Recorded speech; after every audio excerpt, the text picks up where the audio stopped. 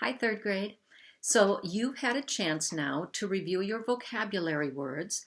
Those were on pages 234 and 235. And you also did a fill in the blank sheet, and some of you already sent me a picture of your completed work, and I thank you very much for that. We are going to be reading The Journey, Stories of Migration. And our essential question is found on the bottom of page 239, where it asks the question, why do animals migrate to other places? And yesterday we read a little bit of an introduction about animal migration, where we did hear some of the reasons why. But we're going to listen for more reasons. I want to read to you a little bit about the author. Her name is Cynthia Rylant, and she's written a lot of books for kids. Some of you may have read some of her other books. What advice does an award-winning famous author like Cynthia Rylant have for young writers? Go out and play. Playing is still the greatest training you can have, I think, for being a writer, says Rylant. It helps you love life. It helps you relax. And it helps you cook up interesting stuff in your head. She is the author of The Blue Hill Meadows and many other books. So we're going to get started with The Journey, Stories of Migration, and we're going to be hearing about, that looks like a grasshopper. We're going to be hearing about locusts and whales. Yesterday, I drew myself a graphic organizer, and I wrote down a couple of things that I already know about whales. They are sea mammals, and locusts, I know they're insects. And then both of them are in the animal kingdom. So as we read, we might take some time to write down a few ideas. We might wait and do this tomorrow. I might just read this through today. But after we read, you can go back through. We'll see how much time we have. Okay, everybody should be on page 240, the introduction. Up at the top of the page, I see an interesting looking insect, and it kind of looks like a grasshopper, but it's not green. It's kind of a reddish brown. And then at the bottom, I see the tail fluke of the whale. Most creatures live out their lives in the places where they are born. The tiny mouse runs in the fields where his mother ran. The gray squirrel lives in the same tall trees all her life. The cow stays on the farm. But there are some creatures who do not stay where they are born, who cannot stay. These are the creatures who migrate. Their lives will be spent moving from one place to another. Some will migrate to survive. Some will migrate to create new life. All will be remarkable. Here are the stories of two of these remarkable travelers, so different from each other, but so alike in one profound way. Each must move. So they both have to migrate. They both have to move. I'm going to write that in. They both migrate.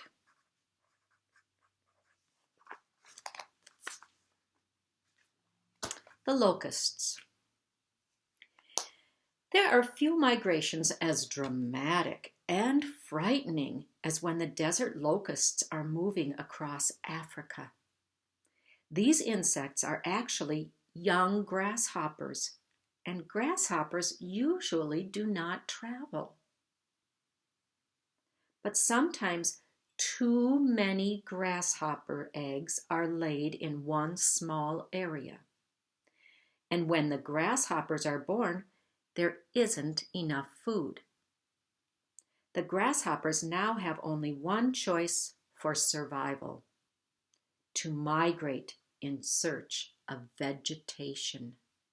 And vegetation we know is plant life, because that's what grasshoppers and locusts eat. Page 242.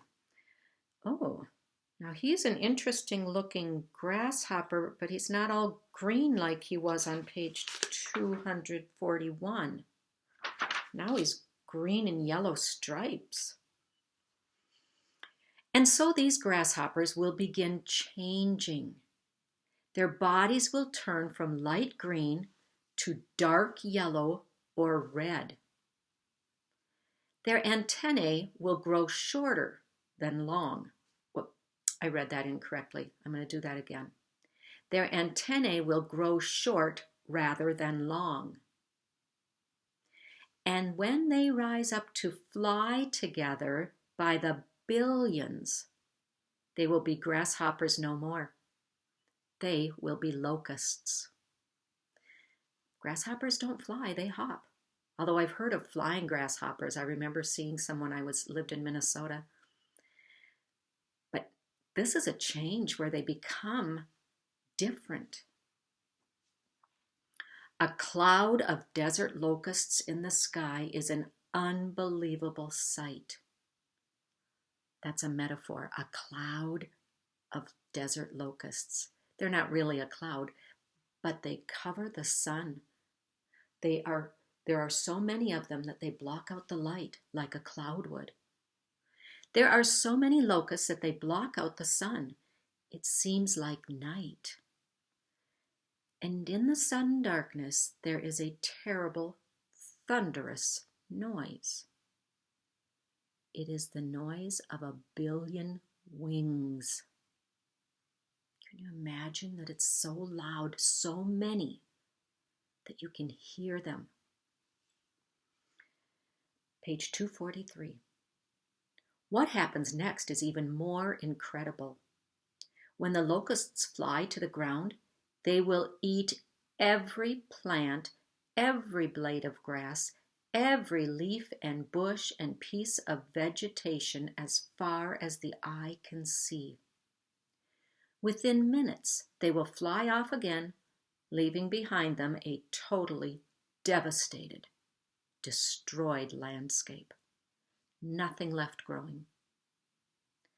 And though locusts do not willfully hurt people, they want only to eat gardens, trees, bushes, grass. But people may die because of the locusts. Because the gardens are empty of food, people may die of starvation.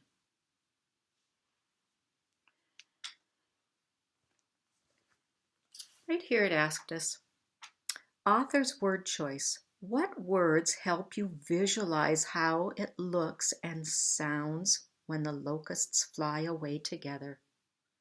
We heard it looks like a cloud, a dark cloud, and there is a thunderous noise.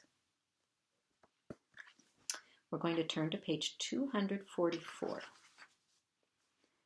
Oh my gosh, look at that picture. Desert locusts can also cause accidents.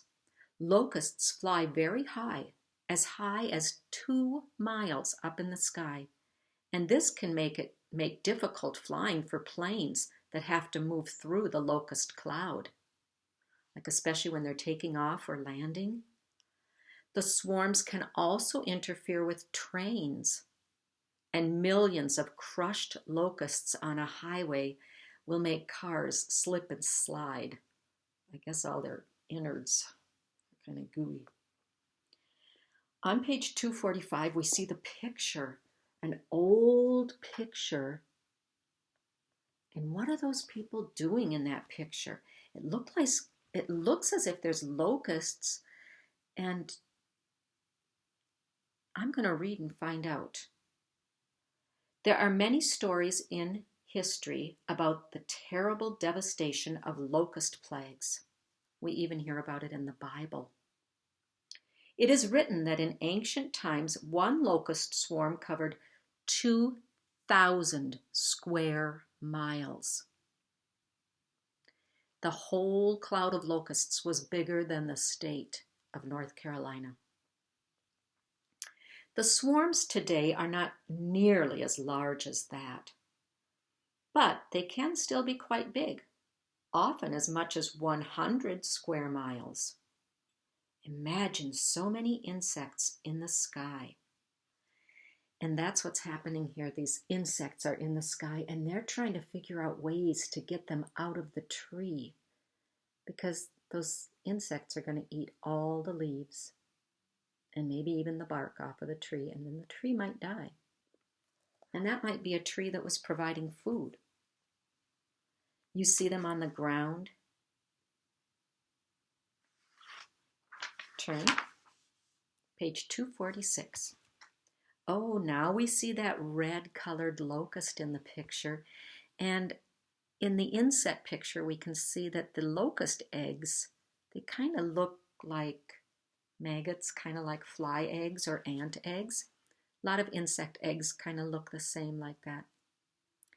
As the locusts migrate in search of food, they ride the winds from one area of rainfall to the next. There's always more food where it rains. They travel on sunny mornings and stop in late afternoon to roost for the night. When they reach a rainy area, they mate and die. Then their eggs will hatch and a new swarm of locusts begins moving. This will happen again and again until one day a swarm will return to the same place where the very first locusts began. And if the eggs laid are not too many, and if there is plenty of food when the new eggs hatch, there will be no locust swarms for a while. Only pale green grasshoppers moving quietly about. But someday, too many eggs may be laid, and the newly hatched grasshoppers will be much too hungry. These grasshoppers will begin to look a little different and act a little different. Then they will rise up together by the billions as desert locusts, and they will fly. Now, we're going to read about the whales next, and we're going to be comparing. So we know some things about locusts, and we know that they both locusts and whales migrate. I don't think that whales turn into winged insects, but locusts are grasshoppers that turn into winged insects. But I'm going to wait until after we've read about whales, and then we're going to go back and we're going to write some things in. But I'm almost out of time now, so I'm going to stop this video, and then I'm going to start the next video, which will be about the whales and how they migrate.